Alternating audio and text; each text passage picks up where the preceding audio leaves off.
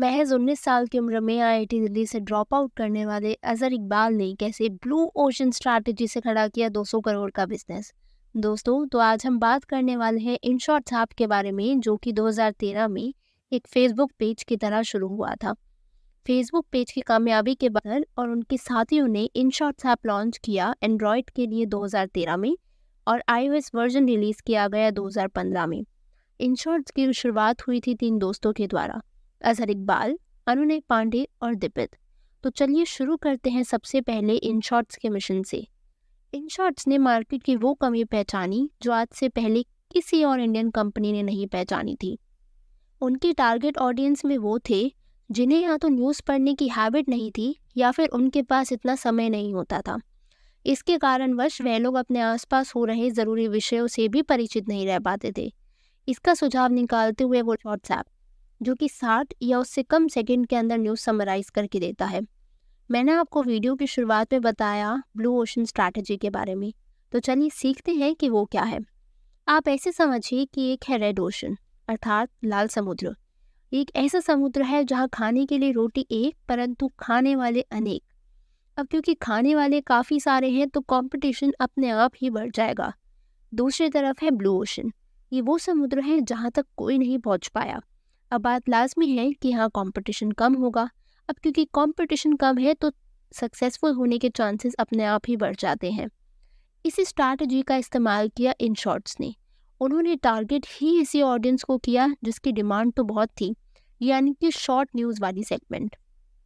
क्योंकि बड़ी न्यूज़ को तो already TOI, Hindustan times, Navbharat time जैसे लोग प्रोड्यूस कर ही रहे थे, लेकिन शॉर्ट न्यूज़ सेगमेंट को इंडियन मार्केट में कोई भी कंपनी कवर नहीं कर रही थी।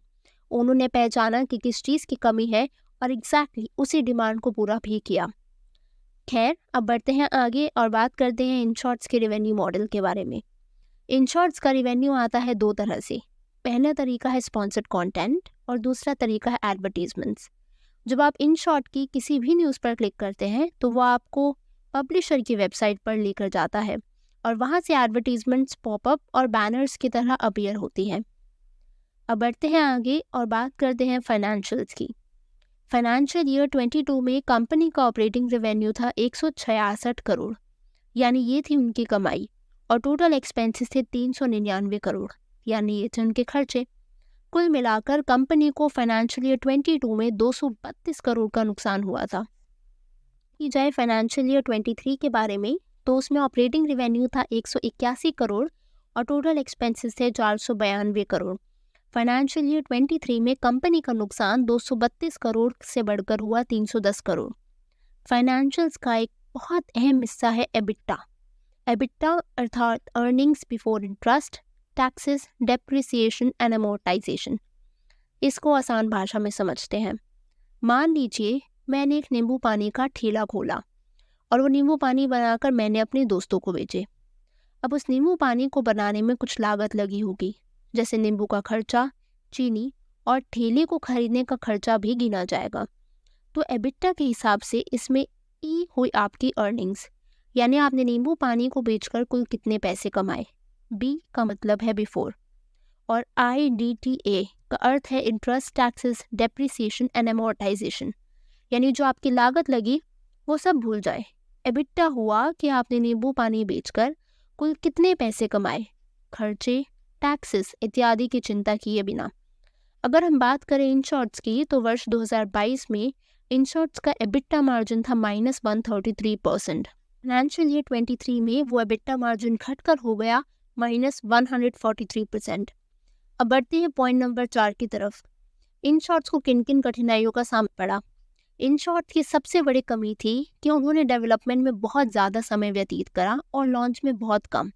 उन्होंने 1 साल तक एक ऐसे प्रोडक्ट को डेवलप किया जो उन्होंने कभी रिलीज़ ही नहीं किया, पर आखिर में उन्हें इस बात का एहसास हुआ कि वो एक प्रोडक्ट नहीं बल्कि एक सर्विस क्रिएट कर रहे हैं। प्रोडक्ट और सर्विस के बीच का अंतर समझते हैं। प्रोडक्ट वो चीज़ है जो टैंजिबल है, अर्थात आप उसे छू सकते हैं। जैसे पार्ले कंपनी का पार्ले जी एक प्रोडक्ट है, ना कि सर्विस। उसी तरीके से सैमसंग का सैमसंग मोबाइल फ़ोन दूसरी तरफ वो है जिसे आप छू ही नहीं सकते, जैसे सर्विस। ये एक नॉन टैंजिबल चीज़ है। जैसे पेटीएम, ये एक सर्विस बेस्ड ऐप है। इसमें आप अनेक प्रकार की सुविधाओं का लाभ उठा सकते हैं। और इसी कैटेगरी का एक और एग्जाम्पल हुआ बिग बास्केट। सही समय पर इन शॉर्ट्स ने इस बात को सीख लिया और अपनी गलती को सुधारा भी। उन्हें समझ आ चुका था कि वह एक सर्विस प्रोवाइड कर रहे हैं, ना कि प्रोडक्ट। वो कहते हैं ना, देर आए दुरुस्त आए। और श्री आइंस्टीन ने भी ये बात कही है, a person who never made a mistake never tried anything new. यदि आपने कुछ गलती करी ही नहीं तो आपने कभी कुछ नया सीखा भी नहीं। हम सभी इंसान हैं और अपनी गलतियों से ही सीखते हैं। अब बढ़ते हैं पॉइंट नंबर 5 की तरफ, जो कि है फंडिंग। तो इन शॉर्ट्स फिलहाल is backed by 10 investors. In shorts अब तक 9 सीरीज ऑफ इन्वेस्टमेंट्स कंप्लीट कर चुका है, जिसमें वीवाई कैपिटल और टैंकलिन वेंचर पार्टनर्स जैसे इन्वेस्टर्स शामिल हैं।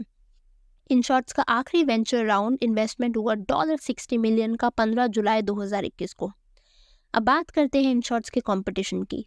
वैसे तो मार्केट में कोई बहुत बड़ा राइवल नहीं है इन शॉर्ट्स का, क्योंकि आज भी शॉर्ट न्यूज़ सेगमेंट डोमिनेट करता है इन शॉर्ट्स। लेकिन फिर भी डेली हंट और टीओआई इनके कॉम्पिटिटर्स में गिने जाते हैं। बढ़ते हैं पॉइंट नंबर 7 की तरफ, इन शॉर्ट्स के फ्यूचर प्लान्स की। इन शॉर्ट्स फिलहाल हिंदी और अंग्रेजी वर्जन में उपलब्ध है। यदि इन शॉर्ट लोकल डायलेक्ट में भी न्यूज़ को शेयर करना शुरू कर दे तो सोने पे सुहागा वाली बात हो जाएगी। तो आज के लिए इतना ही दोस्तों। मैंने आज की केस स्टडी से सीखा ब्लू ओशन स्ट्रैटेजी के बारे में। आपने इस वीडियो से यदि कुछ सीखा तो चैनल को सब्सक्राइब करना मत भूलिएगा। मैं मीरा आज के लिए आपसे विदा लेती हूँ और मिलूंगी जल्द ही अगली केस स्टडी के साथ।